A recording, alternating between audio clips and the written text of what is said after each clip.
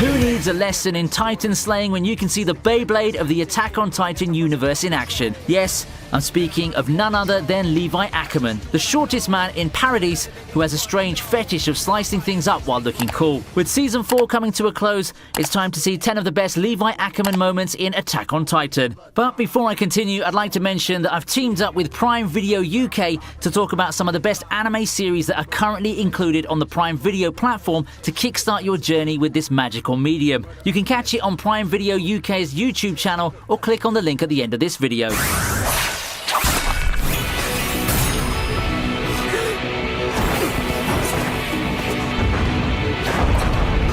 Taking our 10th spot is Levi's introduction in Season 1. Now, we all know how much character introductions matter in anime, especially in a series like Attack on Titan. Let's admit it, Season 1 was like the Game of Thrones of anime. You've got new character faces popping up here and there, and then all of them being killed off just like that. So how do you make an excellent first impression? By showing you stand at the top of the hierarchy in terms of power. Undoubtedly, one can guess a character stands at the top of the hierarchy when he takes down 3 Titans without even breaking a sweat. Not to mention, he does this in the coolest way possible. Levi Ackerman has this silent charisma that makes your eyes get glued to his character. It's that badass attitude complemented by his silent and deadly demeanor that makes his presence more visible compared to other characters. Let's not also forget this was the introduction of humanity's strongest soldier, so it sure had to be impactful.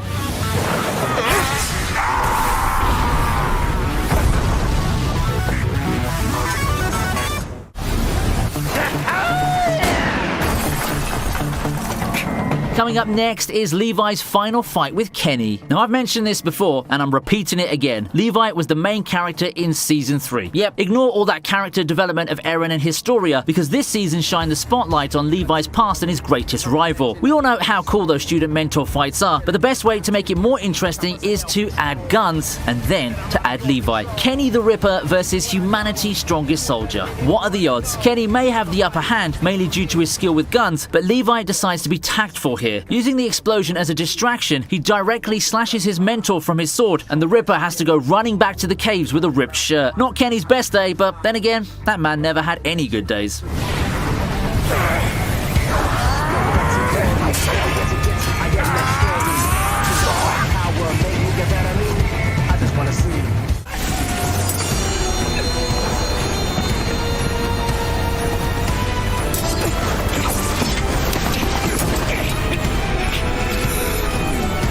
Number 8, we have Levi meeting Erwin. How did you meet your best friend? On your way to class? Or perhaps knowing you had similar interests in something? Either way, I'm sure you didn't get to know each other after a frantic chase inside a city and a fight with blades. Levi's and Erwin's first meetup is a rather special one. One of them was manipulating the other person, and the other person, being the smart guy he is, knew he was being manipulated and acted along. Erwin was the hyped up and callous commander back in the day, and Levi was like the street thug who looked cool but laid back unless someone called him for a fight. Levi's goal here was to somehow get into the military, and Erwin planned to find the people who stole the maneuvering equipment. After some air aerobics and a nice and short fight scene, the two destined friends finally meet, and who would have thought that one of them would encourage the other to give up his dreams and die?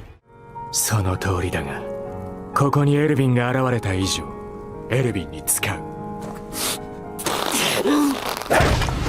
Speaking of friendship, next up we have the moment where Levi had to choose between Erwin and Armin. Up until then, Levi didn't have any challenging moments, because when you're the most overpowered character in the entire show, you can always squeeze your way out of fights by slashing and killing a couple of people, or Titans in this case. But now we have friends in the equation, one squad mate and one commander. Who would you choose? Okay, let's shed some light and see it in the eyes of Levi. Your best friend or a random stranger who worked with you for less than a year. Levi almost chooses the former, but Levi has to think twice when Erwin himself throws the serum away. Should he bring Erwin back into this nightmare again? Erwin was a slave to freedom, so should Levi put back the shackles his commander undid? It's a tough spot where you need to choose between your selfish feelings and the feelings of others, but in the end, what matters is that it was Levi's choice, and he decided not to bring Erwin into the cruel world again. なんだ、髪切れねえ。今のはこいつか。まさか Next up, we have another one of Levi's entrances, and that's his entrance in Season 4. Honestly, this man really knows how to make entrances. If Eren didn't make such a grand entrance in Liberio, Levi would be dominating all of the badass Attack on Titan entrances lists. And can we take a moment to appreciate how he appears when things have turned upside down? While the other members are busy fighting, Levi's chilling somewhere, waiting for his turn in the spotlight, and then when things turn sour, that's when he thinks, okay, it's time to remind these people why I'm humanity's strongest soldier. Porco was an airhead who always abided by the being a Titan means being strong rule, and who's the best person to shatter his perspective? Levi. Zeke learned his lesson in Season 3, and Porco learned his lesson in Season 4. When an Ackerman's around, always check your surroundings, because you never know from where they're gonna hit you.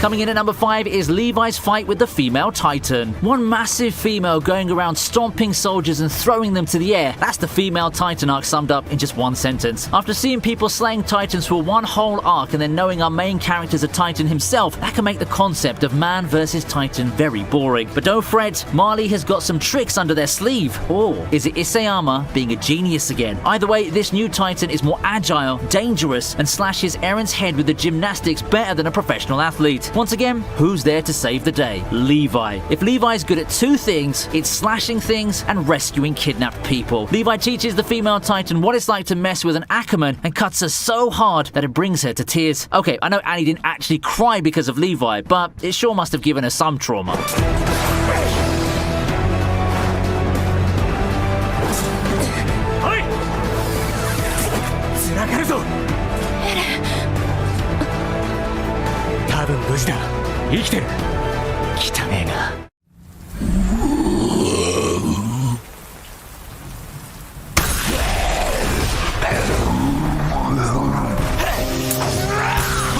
Next up is Levi's famous God mode, aka his rage scene after seeing his friend's death. Now in all of these scenes we've spoken of so far, Levi was still his usual calm and collected self no matter how desperate the situation was. So if that was him being a badass when he was normal and calm, imagine how aggressive he could be if he were in a rage. Turns out, killing Levi's friends isn't the best way to have a peaceful death. After seeing Furion and Isabel's corpses, Levi flies into a mad state of rage and nearly skins the Titan alive. It's bloody, it's gory, it's brutal, but traumatizing all at the same time. With this scene, we were shown why Levi was more cold-hearted and numb when it came to his squad's death. He has seen death before, so it could never shake him again. As for the Titan, if Levi's blades didn't kill it, the trauma surely would have.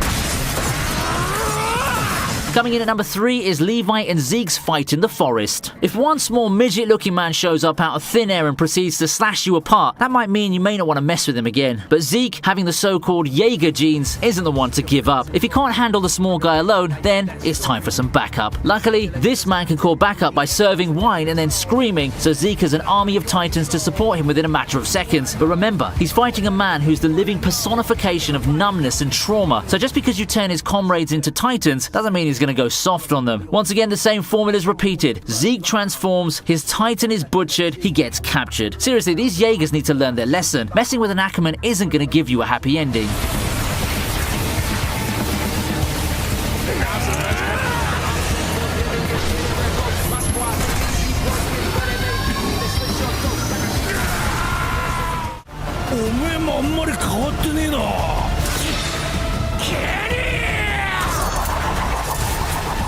Taking our second spot is Levi's first fight with Kenny. Their second round might have ended with ripped skin, but just like Levi, his mentor also knows how to make a grand entrance and kick things to the next level. It's no surprise, he's an Ackerman after all. With his squad to back him up, Kenny corners Levi on the rooftops and then proceeds to chase him across the rooftops. It's not a pretty moment for Levi, but we've got to see one of the best choreographed scenes in recent anime because of this chase. I know Mappa is good, but they can't be Wit Studio in terms of fight choreography. It's like a living person with a camera moved along with Levi and and decided to record his escape in the best possible angles. The fight starts when Levi jumps off a rooftop and ends with him in a bar, and you've got juicy action to fill the entire short trip. Hats off to the animators for pulling off this scene perfectly, and hats off to Levi for escaping so many shooters with only just a scratch on his head.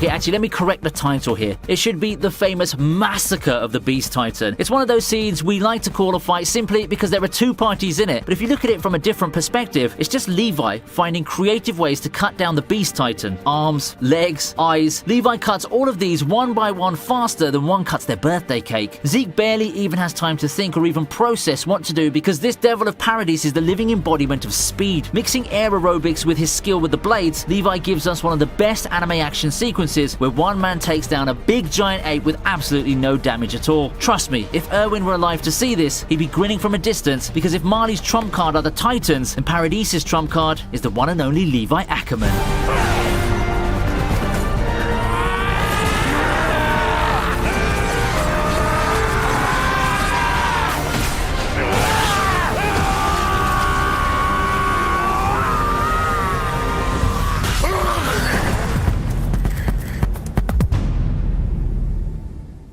So there goes 10 of our best Levi Ackerman moments of all time. And the moral of this video is, don't mess with short people. And if that short man is an Ackerman, that's all the more reason to turn back and run. I hope you enjoyed this video, and don't forget to drop a like if you did. Don't forget to check out our collaboration with Amazon Prime UK. That's it for today, anime fans, and I'll see you in the next video.